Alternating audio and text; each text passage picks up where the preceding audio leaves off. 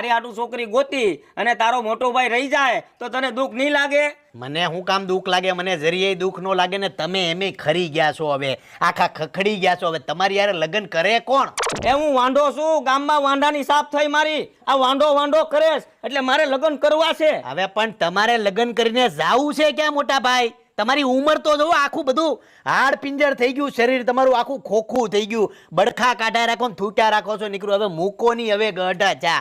મારે લગ્ન કરવા ગમે એમ થાય, હું લગ્ન કરીને રે. હવે એકવાર તમારો નાનો ભાઈ પરણી જાય ને, મારી વહુ ઘરમાં આવી જાય ને, પછી એની કોક માસીની કે ફૂઈની દીકરી હોય ને તો એમાં તમારું જોવું ને છેલ્લે નો થાય ને તો કોક છોકરા રે તમારું હું કરી નાખે. સમજો વાહની ગલીમાં છે બાપભાઈનો દીકરો, એની યાર તમને પરણાઈ દે. બરાબર? છોકરો ગોતી દે તમારી આટું. થઈ જાય ને મારું. હા જાઓ, ચા મૂકો ચા. આદુ વાળી મૂકો, આદુ વાળી. હા જાઓ મૂકો. હવે છોકરા રે પરણાઈ દે તમને બાપભાઈના દીકરા.